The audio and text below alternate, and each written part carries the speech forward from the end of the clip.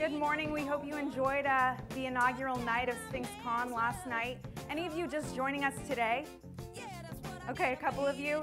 Just a quick note for those of you who didn't hear it yesterday. The Joliet room is next door, and after every speaker presents, you guys will have the opportunity to get up, go in there if you want to talk to the speaker, make any comments or questions, so that is available to all of you.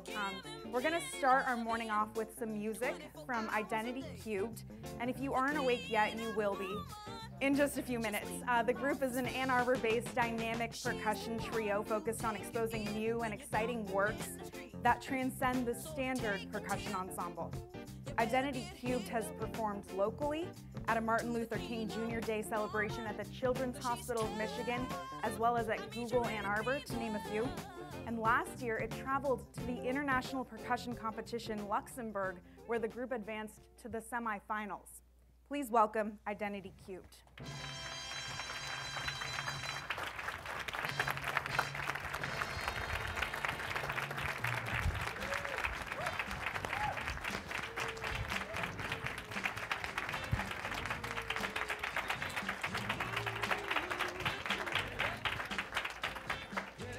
Good morning, everybody. Thanks for having us. We are Identity Cubed. My name is Xavier Verna. I am the Manager of Education and Conferences here at the Sphinx organization. Thank you. Over here is Andre Dowell, who's Competition Director and Artistic Administrator of the Sphinx organization.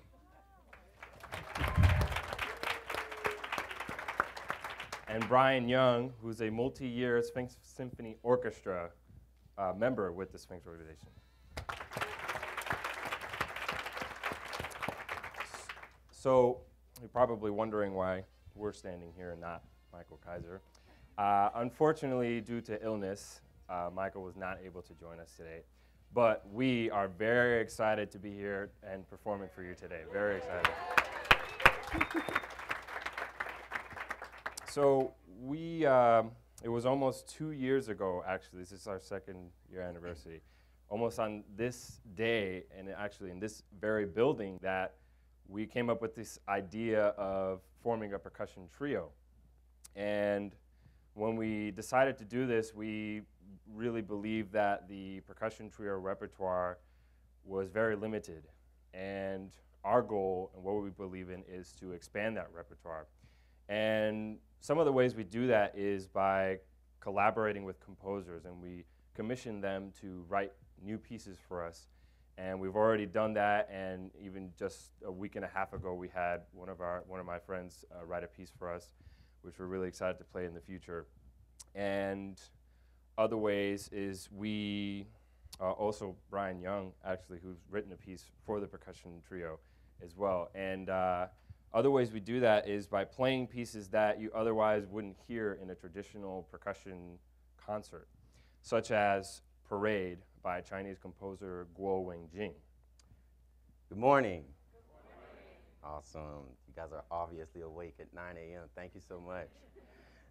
Parade by Guo Wenjing is actually one of our favorite pieces.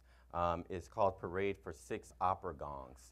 And the beautiful thing about this piece and what we love doing is communicating different sounds to our audiences. And so everyone might not understand pieces in their totality, but one thing that everyone does understand is the universal language of music. And we are all friends first. We've known each other for a long time. And so it's very easy to play music with your friends and to interact with them. And so there are a lot of different sounds that we get out of our opera gongs, and we use several different implements as well. And we hope you enjoy this piece at 9 in the morning, and we're excited to play for you. So this is Parade by Guo Wenjing.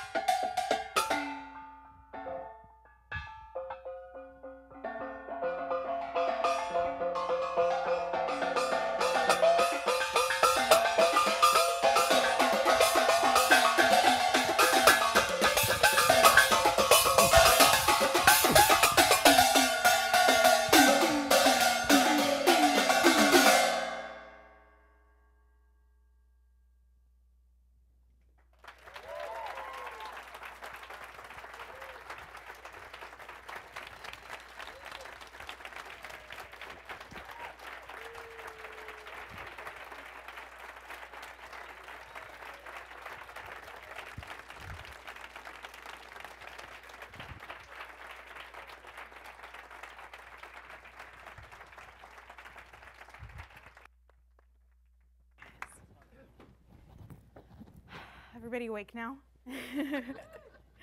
We want to remind you quickly about the comment cards. Those are in your program books, and if you guys could fill those out at some point with just any ideas, feedback you have. Obviously, it's the first SphinxCon, so that is crucial, and you can drop them off at the registration table. Our next speaker's career path has been pretty diverse.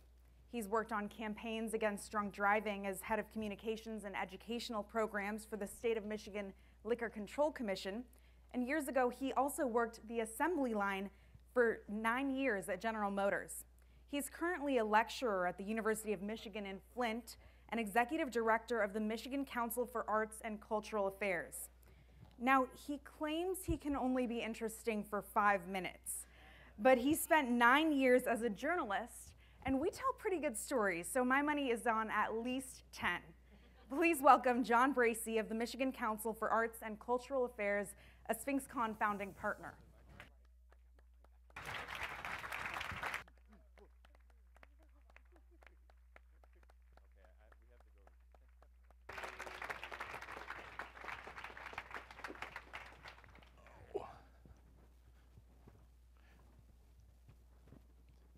Thank you, Michael Kaiser.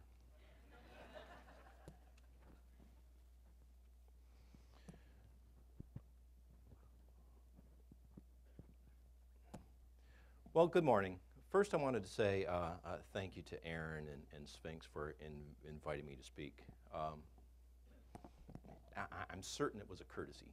It had to be because, you know, they have all these rules for this thing, right? Which I've never done before.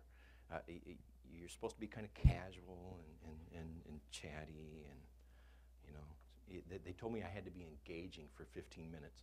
I told them 7 minutes tops, and they still wanted me.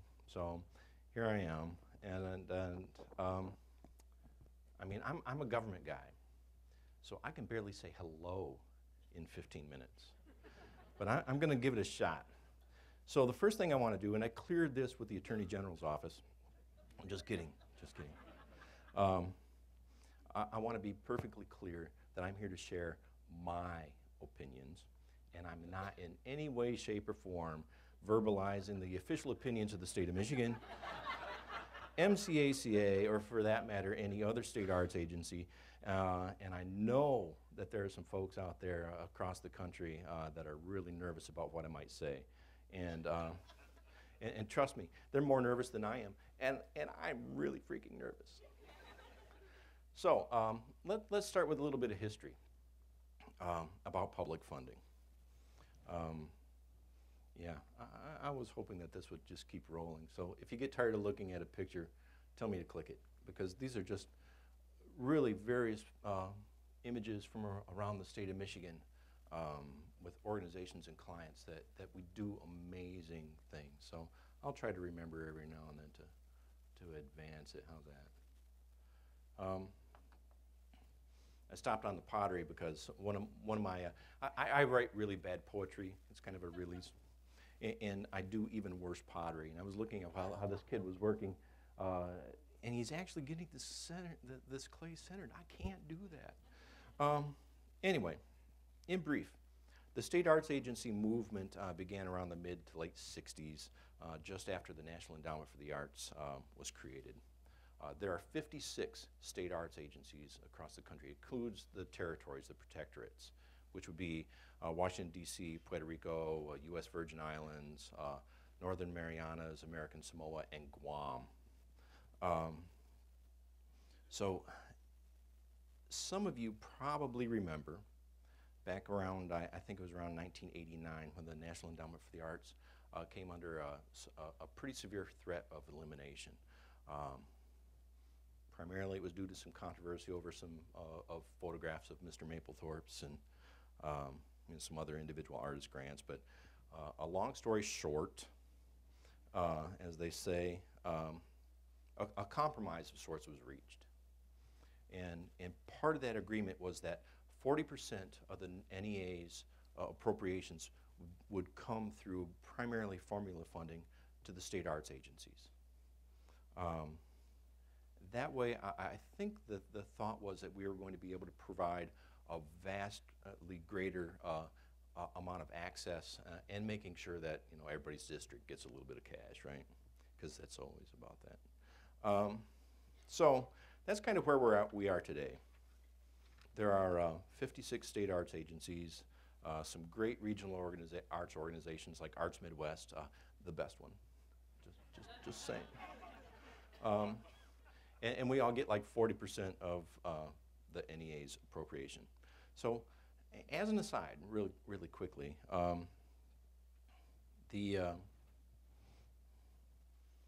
this system's really been working pretty well. I mean, there are 56 state arts agencies out there, so there are 55 folks like me out there trying to do work. But it doesn't stop attacks on funding for the state arts programs. And right now, like for example, I think that the state arts agency in Kansas is a little dodgy. I'm not really sure where they stand as a state arts agency, and there are always states every year that get attacked. I think my poor friends in South Carolina have been threatened with an elimination maybe 4 or 5 years in a row. It's crazy. And as a matter of fact, without naming names, our former governor, Jennifer Granholm, made similar attempts here in Michigan. And although the MCACA still exists, she did manage to eliminate the Department of History, Arts, and Libraries, which is where we used to exist. And I'm telling you, the folks that attack the states are always going to talk about this in terms of, and cloak it in cost-saving measures. All right, you're going to hear it, I promise you. But the fact of the matter is, at least in Michigan, eliminating the Department of History, Arts, and Libraries saved tens of dollars. And so, seriously, don't kid yourself. When these attacks happen, it's not about economics, it's philosophy, all right? And if you remember that it's philosophy, that can help you kind of craft your defense as you go forward in terms of your advocacy. So I'll say this too. There are so many more people across the nation that can speak to this, the history far more eloquently and with a lot more authority than I can. One of them being Jonathan Katz, the president of the National Assembly of State Arts Agencies, NASA. So yeah, I'm talking about NASA, I'm talking about MCACA Macaca, we know you say it. So the first word of warning, beware your acronyms, all right? Just, so anyway, NASA, and I always have to say, no, not that NASA, the other NASA. They're kind of the trade association for the state arts agencies, sort of a service organization. So they do really incredible work. I think, well, full disclosure, I'm on the board, so I am a little biased. But they kind of serve as a clearinghouse for information. They gather best practices for the state arts agencies in terms of, applications, guidelines, that kind of work. And they share them. They have a wonderful network for sharing with the state arts agencies across the country. But one of the things that I think they do that's really, really important is they keep on top of what's happening at the national level with funding. And in particular, the 40% that the states get from the National Endowment for the Arts and then turn around to the arts organizations within their own states. So really quick, another digression. I know if my email is any indication whatsoever, the state arts agencies across the country are really, really interested in what you're doing here. And I think that they're looking, for what kind of outcomes come from this conference and how we can maybe partner and keep this network moving, across the country. So look forward to that. I think the reason probably is because not unlike the arts organizations that are out here, when you boil our missions down, it really is at the very, very crux of our being to promote access. It really is about access. And mission is supposed to drive all of our organizations, yeah? And state arts agencies, when they apply to the National Endowment for the Arts, they're supposed to present a strategic plan that has a clear mission and, you know, all that. And I think really that those missions all have a couple of things in common. One of those things is excellence. But what does excellence really mean? And the state arts agencies are really, really good and sensitive at being inclusive in their planning, so that excellence means something different here in Detroit than it does in Dowagiac, I can promise you.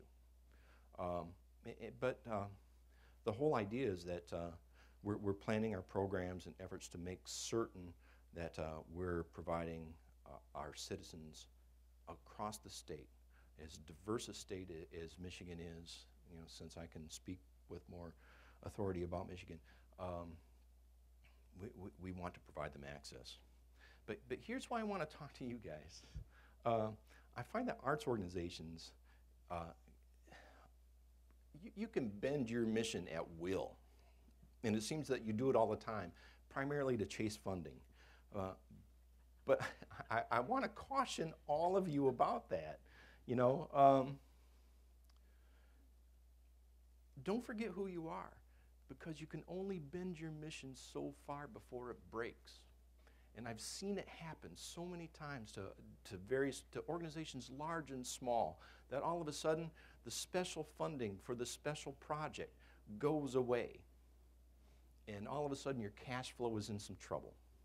And it's because you weren't staying true to your mission, at least in part because you weren't staying true to your mission. I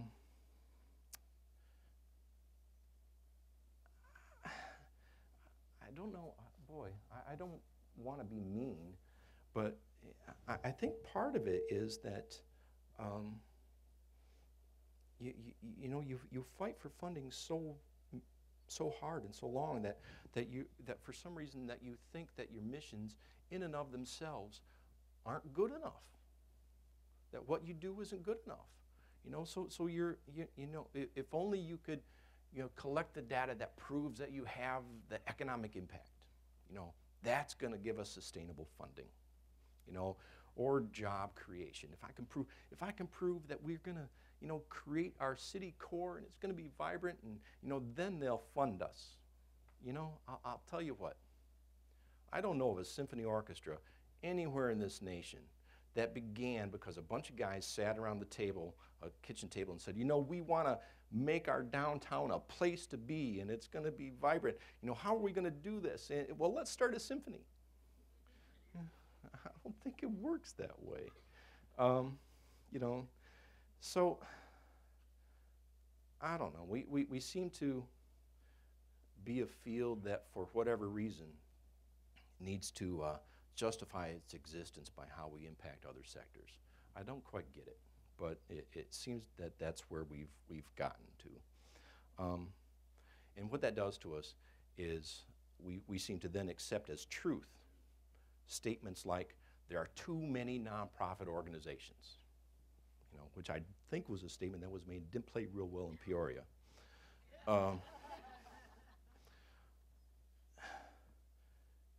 And we accept those statements as truth as long as they're made by really smart people who've got really cool books. And, you know, I don't know, maybe those books, maybe those people, they can make the policymakers understand who we are. Well, you know, you guys, these jargon peddlers are buying into the very same trap that catches you when you start chasing grant funding. It is, it's true. You're outside your mission. So let me put it to you this way. Have you ever in your entire life heard a policymaker, AKA politician, you know, I don't care what side of the aisle they're on, left, right, center, up, down, backwards, I don't really care. Have you ever heard them say, there are too many small businesses? That would be political suicide, all right? But that's exactly what you are. You just are using a different business model. You know, instead of tax abatements and incentives and tax cuts, et cetera, you depend on grant funding to do for the citizens in the state. And I'm telling you, those tax abatements, incentives, et cetera, they boil down to, in an Occam's razor kind of way, Its most simple fact is it's the government helping businesses with their operations. That's what the grants should do for you. I'm gonna, one of the things that they said not to do is read. I'm gonna read. President Lincoln is said to have understood that the greatest challenge for a leader in a democratic society is to educate public opinion. He said, with public sentiment, nothing can fail. Without it, nothing can succeed. Consequently, he who molds public sentiment goes deeper than he who enacts statutes and pronounces decisions. I mean, think about that for a minute. All right, here's a disclaimer. I'm going to start saying some things that I believe. Now, every time I say I believe or something like that, you guys should have a red flag that pops up because you're going to know that this is the same guy that thought the Pistons were going to make the playoffs last year. All right? But they got a really good chance this year. Anyway, so I believe what Mr. Lincoln said. I also believe that government shouldn't be involved in defining the marketplace. I don't believe that it's my job to say, hey, you really big, cool institution, come on down, get in the pool. You little small institution from the middle of the Upper Peninsula, you got to get out. Your quality isn't what it should be. I don't believe that that's my job. I think that it's my job as the public steward of public money to say, hey, you guys, here's a pool. Come on down if you can swim. But fair warning, there's not a lifeguard on duty.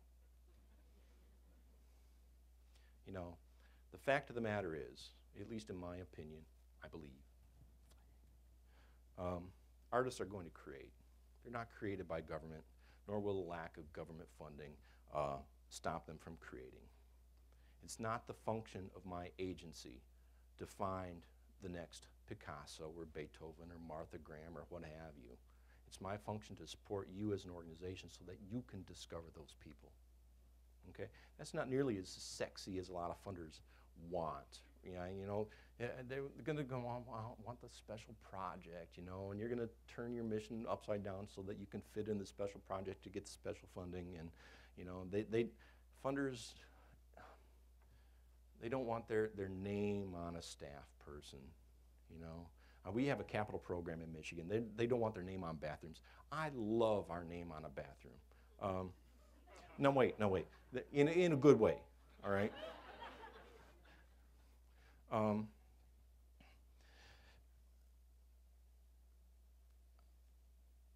I really believe, truly,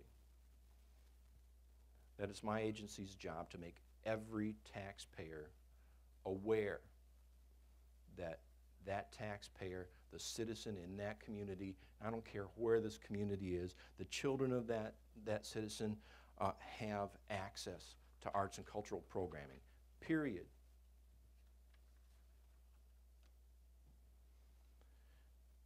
But really, I think, I believe that access is even more than that. Okay? Article 27, here's the government guy, all right?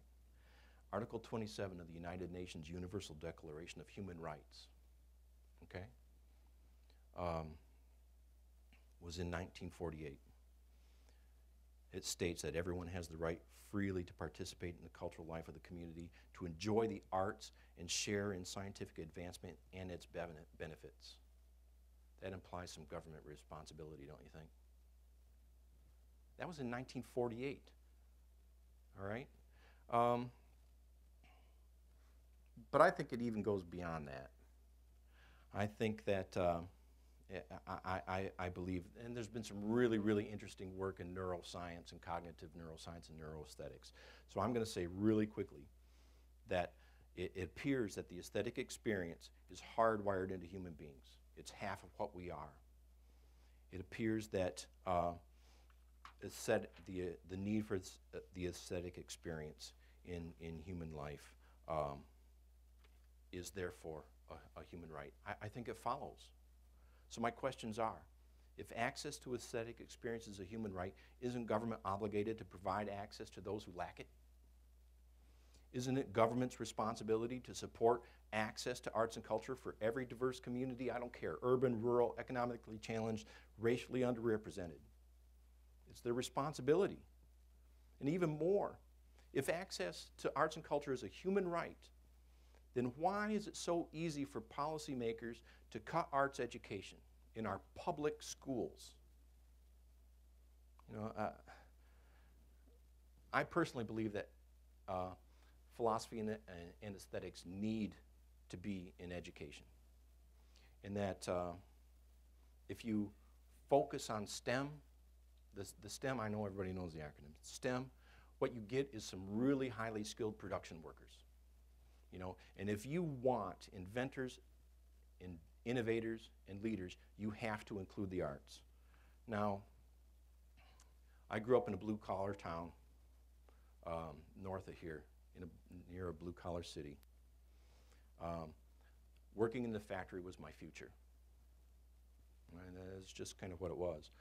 When I was about 12, I visited the DIA, and my life was transformed and into what you have today, the guy that does your guidelines and your application forms.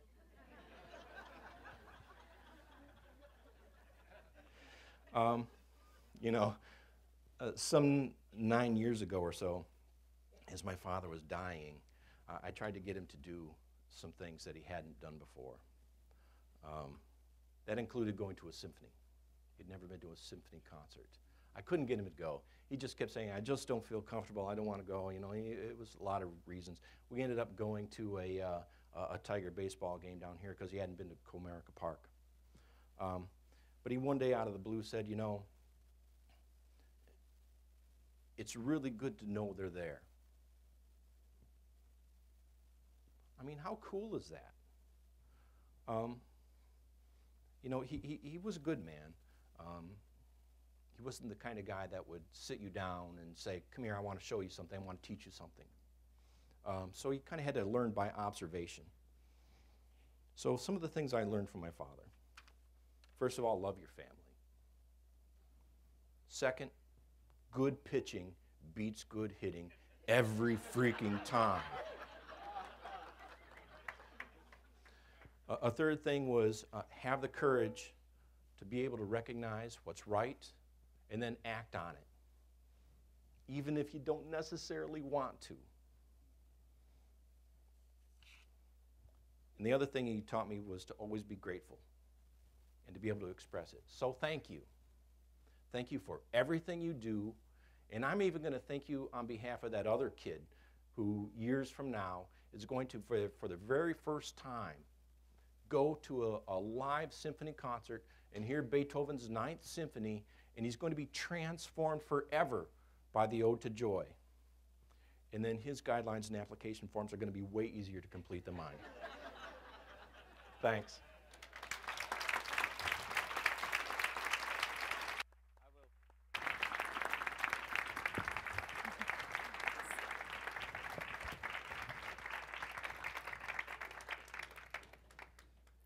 Our next presenter spent 25 years as an orchestral, solo, and chamber violinist, recording and performing in more than 60 countries. He's now CEO of the European Youth Orchestra, chairman of Sistema Europe, and founder of Sistema Africa. On top of all that, he finds time to teach at Fundación Musical, Simón Bolívar's Baroque program music program in Venezuela. As a music educator, he's designed projects for young kids to university students. Also a writer, this man contributes to several publications, including his own blog, and appears regularly on BBC Radio and TV. Please welcome Marshall Marcus.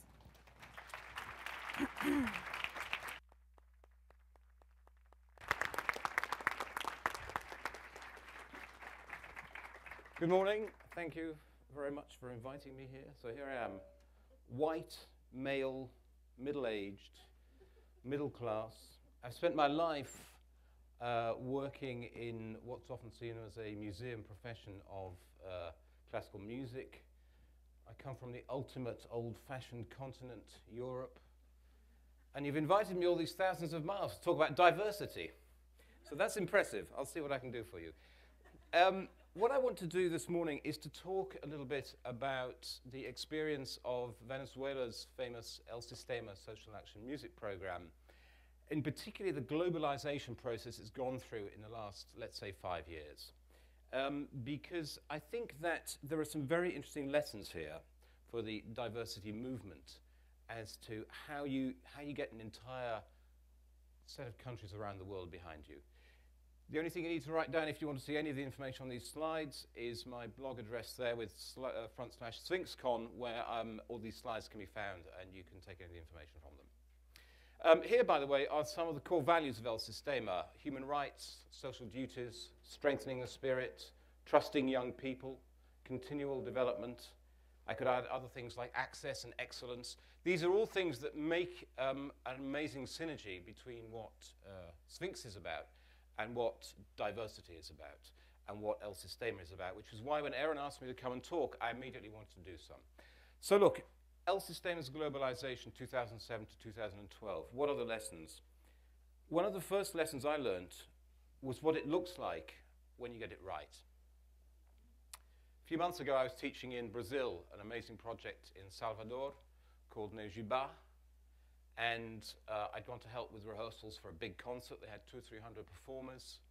I came off the street to watch the final rehearsal. So you have a big concert hall just right in the main square. Salvador is one of the most ethnically diverse cities in Latin America. It's probably got the most powerful African influence of anywhere in Latin America. It's a very mixed population. And as I sat watching and listening to the rehearsal, I had a good feeling. It was nothing to do with the teaching I had or hadn't done that week. It was about what was happening on the stage. And after a while, I realized what it was.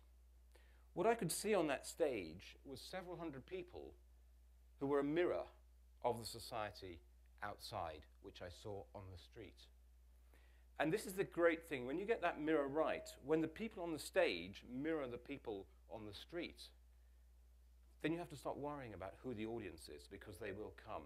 And so that extraordinary feeling, that's what it is. That's why we do what we do in terms of diversity.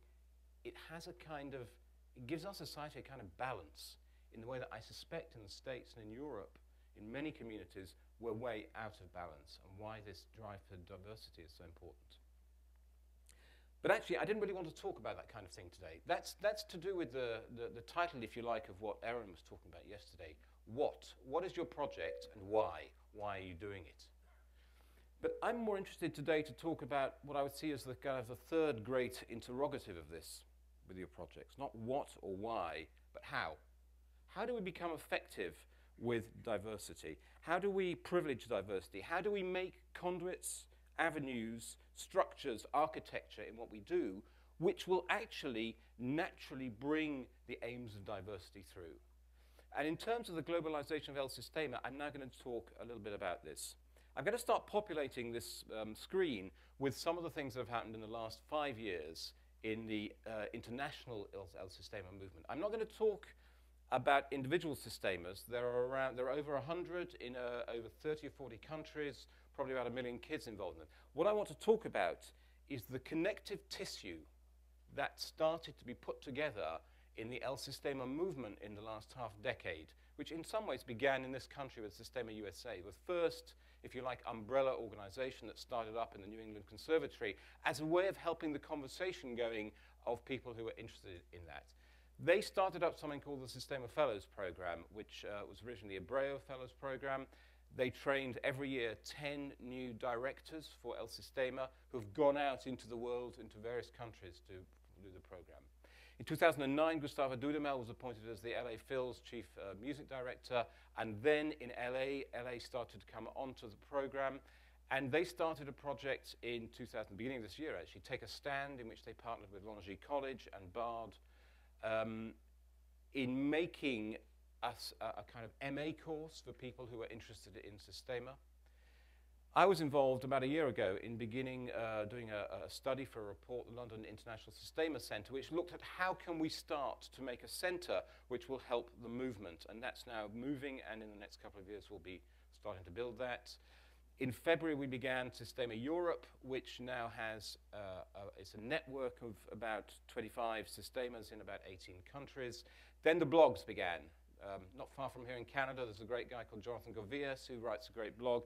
People started a kind of international conversation, and that led to the establishment earlier this year of something called Sistema Global, which a guy called Glenn Thomas began in San Diego.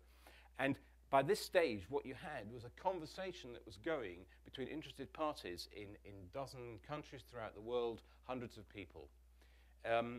I began in October of this year an archive, Sarah, the Sistema Evaluation Research Archive, because people suddenly said, hang on a second, how can we prove this? Do we know what the figures are? Okay, let's start an archive. We're beginning to gather in all the information about that. Then in the US, you started not long ago, actually. It should be called the National Alliance for Sistema-Inspired Programs. I didn't have enough space on one line for that. That's now got dozens of projects which are looking together. How can we be greater together than we are as individual programs? Actually, the guy that really was behind starting that, one of the guys, Stan, is going to be playing in the Sphinx Orchestra concert tomorrow. He runs the Play on Philly project in Philadelphia. Sistema Africa. Somebody rang me up a few months ago and said, I'm been in Congo-Kinshasa. I'd like to start a Sistema. How do you do it? Okay, we started looking at that. I found 11 people in different countries in Africa who wanted to actually start work together. There's a conversation going in Africa. South Bank Center Nucleo is a good example. Wherever the Venezuelans, when they do their concerts, travel, you find that actually they start to do different projects. So we started up a Nucleo, which is the way that they do a lot of the work there. International conferences happen all the time. Wherever the Venezuelans go, Japan, Norway, Russia, LA, Philadelphia, New York, London, Paris, Vienna, those are all places where there have been conferences. So I'm going to carry on just kind of populating this board. I just went on doing things until I got to the point where I couldn't get any more on the board. And you'll see there is this kind of natural network that forms. The great thing about this is that nobody's in charge of it. If you want to start something, you just do it. You become part of the conversation. It's uncentralized.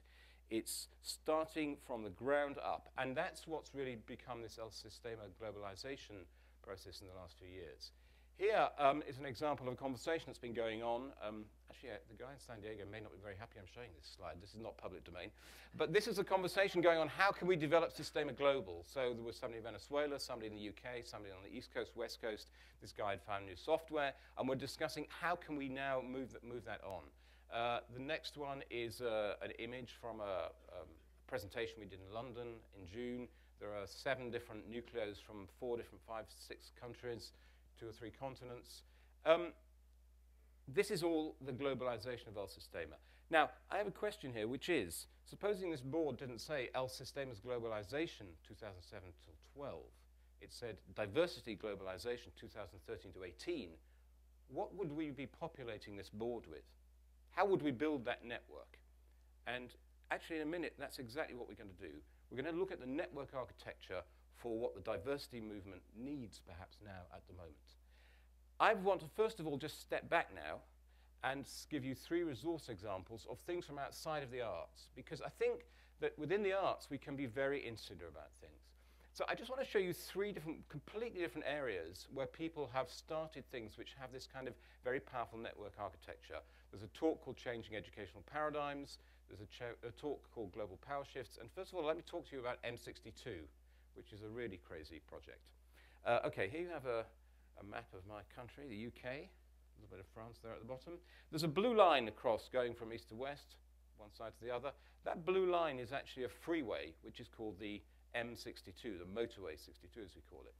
And there are 4 red dots there, which represent 4 cities. On your left, there is Liverpool, the next one along is Manchester, and the 3rd is Leeds, and the 4th is Hull. And they connect the country across. Now, there was a crazy architect who had an idea one day. He said, actually, you may wake up in Liverpool, you may work in Manchester, you may shop in Leeds, and you may go clubbing in Hull. Actually, this is the city. I guess nobody told him about LA. Anyway, the point about this is, here he is just at the bottom of your right of your screen there. It's called Will Ilsop. So he had the idea of starting a city, which would be a piece of architecture. And the point about this is descriptive architecture. He was taking something that's already there, and he said, let's exploit this. This is the way people behave. So here's one of the first lessons, which is, if you want to build your network, don't push people, watch the way they behave, and use that behavior as a way of promoting your agenda. The second thing I'm going to very quickly talk about is this changing educational paradigms. It's an RSA, Royal Society of the Arts, animate talk given by Sir Ken Robinson. And there's the, you can find it on YouTube. I really recommend this. This is an amazing talk. On the bottom left, I think you can see Adam Smith and John Stuart Mill, great figures from the 19th century. And on the bottom right there is Sir Ken Robinson. And he's talking about the way that we educate ourselves and our children. And his point was in this talk that actually, you know what happens is that we're still using a 19th century ethic and structure and mode for how we educate each other. This is a really good example of a 19th century mode. It's like being in church, this. So you have the vicar up here, it's 21st century. So he was talking about the way that we must get rid of this kind of unitized production model, which was great for factories in the Industrial Revolution, but is not perhaps so good now for the way we work. And my third example, Global Power Shift, was a TED talk by Paddy Ashdown, a UK politician. By the way, I think this is a great leader into the next talk because it's about how leadership has to work in the new age. And there's Paddy in the concert hall in Brussels. He's done 16 minutes of his 18 minutes of talk. I'm not quite sure how many minutes I've done yet. We'll see how long we have to go. And his talk basically is about the fact that it's no longer the case, the world is so complex that it's no longer the case that you can just push what you want and be the leader. You know that in the US, we used to know that in the UK. And he came out with Ashdown's third law, which is, in the modern age where everything is connected to everything else, the most important thing you can do is what you can do with others. The most important bit about your structure, whether you're a government, whether you're an army regiment, whether you're a business, is your docking points, your connectors, your capacity to network with others. So, in the last few minutes, what would a Sphinx-inspired performance arts diversity network look like?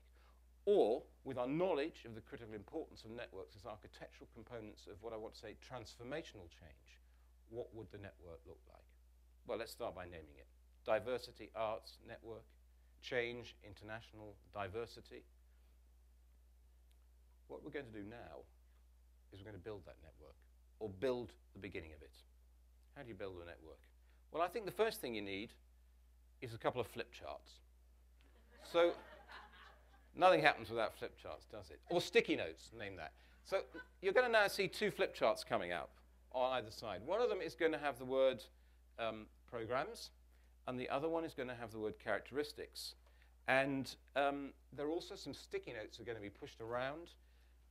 And I would like you, ladies and gentlemen, to come and be with me, because coming to a conference or a conversation is fine. It's a kind of call to arms. But a call to arms is no use unless it's a prelude to action. So the action begins now. We're going to start building the network now. And I would like any of you who have got anything to say or write about what should a program that would be an international network for diversity be, or what should its characteristics be, please come up and start writing. I see it's been arranged so that you have to be a certain height to be able to do the writing up here, but never mind. Have I any takers? Very good, sir. Well done. This gentleman is a hero. He's the first up. I'm going to give you that. There's things to write with. Anybody else want to write anything? There's more to write with here. If you need anything to go with the characteristics in the program, I've written a few things which might get us going. Network partnership. International in reach, but also global and local at the same time. Open. Joint ownership, decentralized, virtual spaces. Ladies and gentlemen, I feel as if I'm in England here. There are so few people who have the courage to come up here and write. I'm sure you've got loads of things to say. And if I leave you without lots being up on this board, Aaron will say, was the airfare worth it? So come on now. What have you got to say here? Let's see. Oh, great. We've got a lot going. So my talk really has been about the fact that the network begins here. It begins locally. It begins with you. You're all in this room because you're interested in the idea. Take it. Ladies and gentlemen, the network is going. Thank you very much.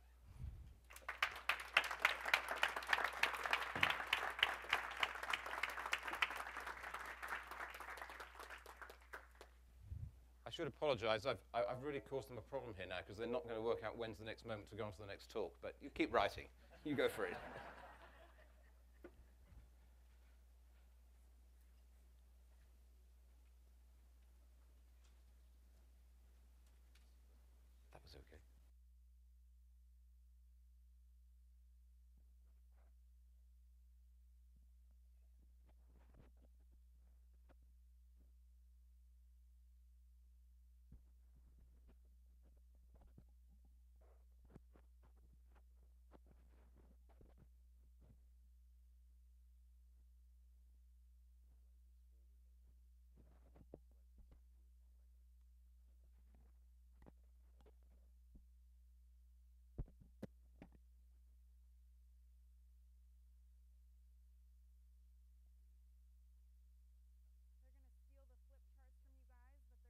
the networking room. So if you want to continue to write or go talk with Mr. Marcus, he'll be in there. Couple announcements as we get this all set up. Again, reminding you guys to fill out those comment cards. Those are in your program. Please, please, Sphinx really wants to hear from all of you as far as that, and any feedback that you have, positive or negative. Also, there's a change in the program for tonight. In your program, it says at 9:30, there's a gathering, kind of somewhere you'll be able to go and meet other speakers, other conference attendees. That's no longer at the Coach Insignia. It's actually now at the Volt Bar. So 9:30 at the Volt Bar. If you guys are interested, that'll be happening. And just so you know, it's not, I'm told to tell you that it's not going to be like there's a reserved room, so you don't have to look for that. Just go in there and look for familiar faces. All right, our next speaker not only holds a double master's degree in education and physical sciences from the University of Vienna and University College in Germany, but he also graduated from Colorado Business School. Founder and president of Paragon Consulting Group, he serves a number of large US companies and is on retainer with the Sony Corporation of Japan as a quality consultant. He's published 2 books, Women in Sports and Skiing Right, using sports analogies to explore high-performance elements in people, teams, and organizations. A skier, mountain climber, and nationally ranked competitive sailor.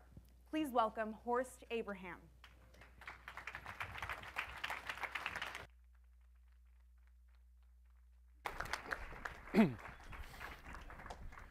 Good morning.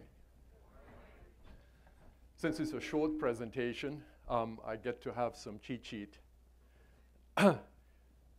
It's a great honor to be standing in front of this audience, and it's great to see some familiar faces that will not necessitate me picturing you naked. I'm the third dude, white dude, speaking about diversity. Isn't that strange? So I ask your forgiveness to be who I am, and yet somebody along the way help me. Here we go. And I guess I'm not in control, which is typical. Having been a father and a boss, can we move to the next? There we are. Thank you. This was the man that caused me to be here. Somebody who, in my early age, just starting piano lessons, was encouraged by a neighbor to stop playing the piano because I scared her cat. So I really sort of wonder why I'm here. And yet what I do bring, perhaps, is some insights that I've collected from people who really feed us, the business world. Feed us perhaps with the material things, with the goods that allow us to be frivolous and artistic on another level. So I would like to share with you some of these insights pertaining to what are the trends, the big trends, and many of those will not necessarily be new to you, and what are perhaps some of the controversies that do have their ripple effect upon the arts, and especially orchestral music. So I would like to address just a few of these. It's an age-old one, but it's perhaps the most cruel. It's the one principle that is Darwinian in nature. There is only so much market, and everyone is in hunt for a market share. A little earlier, John addressed the fact that he would never like to discourage a small effort to be discouraged, to show up. And yet in the world of business, if your service, if your goods are not in demand, you just don't have a chance. And that is, again, sort of the cruelty of having to be relevant in a world that is increasingly complex, increasingly competitive. It is not something that has spilled its ripple effects into the arts very kindly. The second one, abundance, is an interesting one because it somehow flies in the face of what I just said. In the age of abundance, the expectation of things not just to work, to function, but to be beautiful, engaging, pleasing, is also there. As a matter of fact, people will pay a premium price for things that not only work, but also please and engage us in a creative way in the way we live our life. The third bullet I don't even have to address other than to say, and this, by the way, is recognized in the business world in a big way, incremental improvement, getting better at something, is no longer the ticket to be successful. Innovation keeps us relevant, and we must realize that as audiences dwindle, as market shares become tougher and tougher to gain and retain, we must realize we must make ourselves as individuals and as organizations relevant in the eyes of potential and existing customers. This is a huge Damocles sword, hovering over all the entities that essentially are dependent upon the world that feeds them. Convergence is intimately connected with that. I don't have to stay with that topic very long, but innovation now more and more and more relies upon the confluence of seemingly disparate entities of business and the creative world. And by pulling these together, new innovative ways are found, new innovative services are found, and the world is changing as a result of it. And for those of us who consider continuity and stability a virtue, we're being rudely reminded that we may not be on the short list of people's choices. So again, the reminder, make yourself relevant. Much like when I grew up, I entered into a job that was looking for me, for my skills. In this world here, especially in the emerging youth that is now entering into the workforce, they have to create their jobs because the world is so radically changing that just trying to fit in is no longer good enough. So it requires a whole different mindset. So convergence then also leads to the automation of the world. How soon will we have fuzzy logic playing the most beautiful orchestral music? Clear down to the emotional impact that only exquisite musicians can generate and elicit from their instruments. So the world is radically changing. And we truly need to look in the mirror and say, what of that do we want to preserve for all the right reasons, need to preserve, because it is more than just an empty service. And what, perhaps, do we have to choose to obsolete in order to remain on a train that is moving very, very fast? X-teams is something that the business world speaks about because, in essence, it talks about everyone on the team needs to fulfill the function of leadership. Leadership is no longer a position. It is a function. Everyone owns it. Everyone also owns, in the X-team concept, the responsibility to pitch, sell. So if you're part of an organization, it doesn't matter where you sit and what you do, you're superordinate. Your fundamental role is to pitch, sell, and gain market share, which otherwise would not be accessible, only from top. Last but one is one that is a tough one.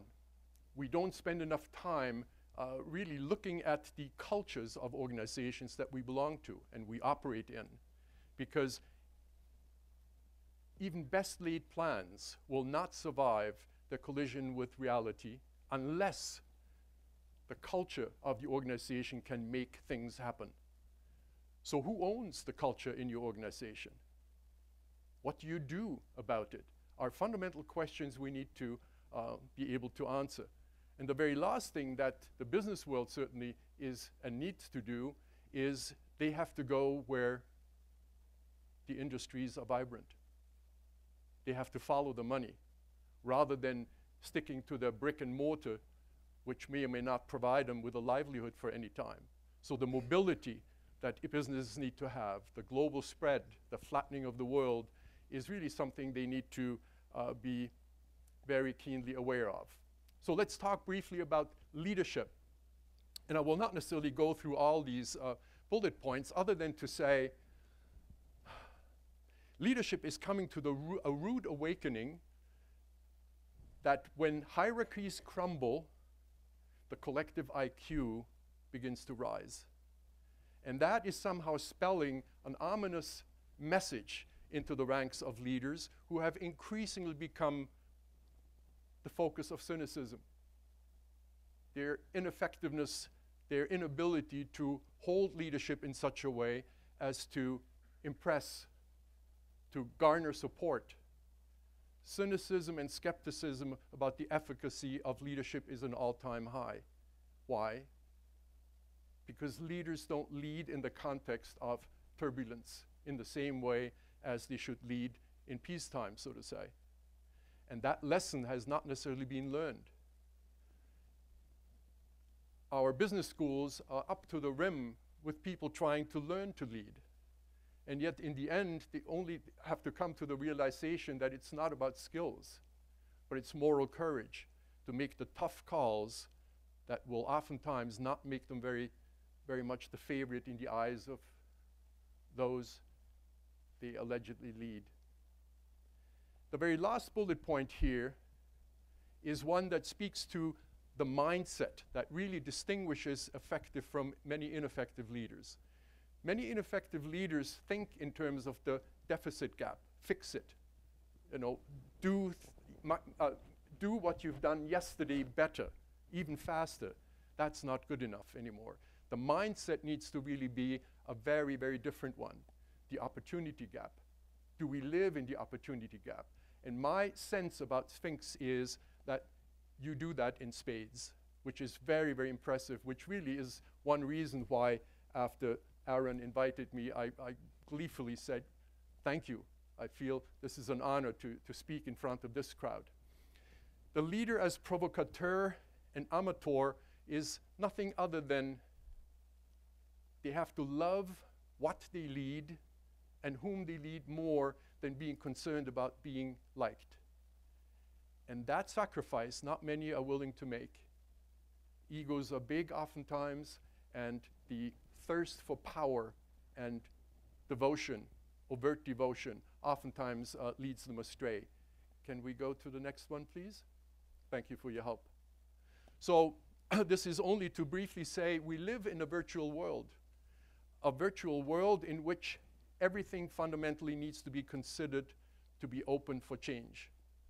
If we can't handle that, we need to learn the lessons that are necessary in order to handle it. But fortunately, the youth that is beginning to be part of the market is able to do that. I just recently spoke with a very prominent leader, you would know his name if I mentioned it, who said the very smartest thing I've done in the last 2 years is to hire an 18-year-old to help me make sense of the world I'm making decisions about. And he hired him. This is not an intern assignment. He hired him to lend him insights that he otherwise would never have had. So let's just go on because our time is short. Very briefly, and you know more about that than I do. Remember, I scare cats. It's troubling to read newspaper articles in prestigious newspapers that are still alive, because they're going by the wayside too, that begin to tell us the story that classical music and jazz are dying art forms. Very disconcerting, because I don't need to tell you about the importance of music and the arts in our life. You would have many more stories to tell me about that. So, just before we, one thing concerns me, and this is something that I'm exploring on an ongoing basis. When I ask representatives from the art and music world, what is the industry in which you see yourself to operate? Oftentimes they talk about the beauty of music, very understandable, and yet not very compelling. Especially if and when we look at what is beginning to drive a wedge between shrinking audiences and performers. You know, this is the world of blue hair and no hair. This is the world of, look at me, I'm part of that. This is the world that separates still audience and performers. There is a different world that is emerging that really sort of reaches for the linchpins in our art forms. How are those people sustaining their relevance? How are they defying gravity? The answer to that can also be drawn from looking at pictures like this here. What attracts your attention right up front? Usually people say the people on the stage. Far more interesting would be to look at who's listening. Do we know enough about the people who listen, who fill stadia unsolicitedly, just by somebody saying, we're showing up? They don't have to dig for support. Why is that? And how can the other art forms learn from that? So we need to really look at what are some of the driving factors. And one is brand management in a big, big way. And again, I congratulate Sphinx for how you've done that to date. But it needs to become even better, even bigger, even more impactful. And one other thing that we can say about these dudes here, very successful, and I say dude with deepest respect, because they're making a lot of money. So much so that they should lend some to those who are not making so much, is they humanize their art form. They show up in faces. The characters are known. They're almost becoming caricatures, and thus become much more relevant in the scheme of things than if it's just the music they're playing. So perhaps that's sort of an indication of what also needs to happen as we look at the emerging generation of the 80-95, the millennials. What do we know about them? What do we know about them? Nobody can deny, and this is such a heart-filling, soul-filling picture. Unfortunately, I distorted a little bit by drawing it too wide. This is a very beautiful-looking cellist. It's something that we need to make the centerpiece of the art. We never should allow music to become perceived as mechanics. We need to humanize it. We need to allow us to understand. Recently in Vail Bravo, in the summer program, a new dance company came to perform. And the artistic director was wise enough to invite people to come to the rehearsals. So attending that, we met the dancers in person. We were able to speak to them. We heard their stories. We saw them struggle with certain passages.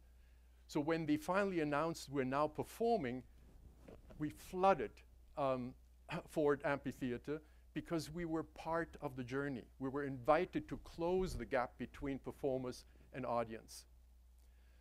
So what do we know about these young people, the millennials? Usually we like to stereotype them in just being all the same, but they're not. They're as diverse as we are. But there are certain things that we know we need to do in order to capture their attention. We need to listen to them.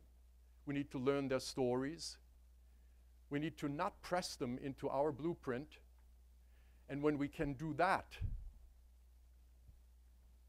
whoops, when we can do that, we will eat like kings, as it says here. And in order to accomplish that, I invite you to stay hungry and stay silly. Thank you so much for your time and attention.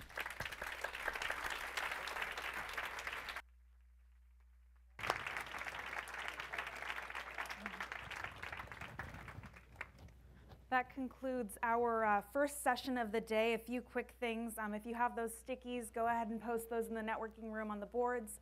Want to see those filled up. We also wanted to announce that the blog, the arts blog, Create Quiddy is accepting 1-paragraph submissions about your experience at SphinxCon. For more information on that, you can go to the Sphinx organization's Facebook page or Twitter at Sphinx Music. Also, if you reserved tickets for the Sphinx Competition Finals concert, please visit the registration booth to pick those up, and we'll see you guys back here at 10:40.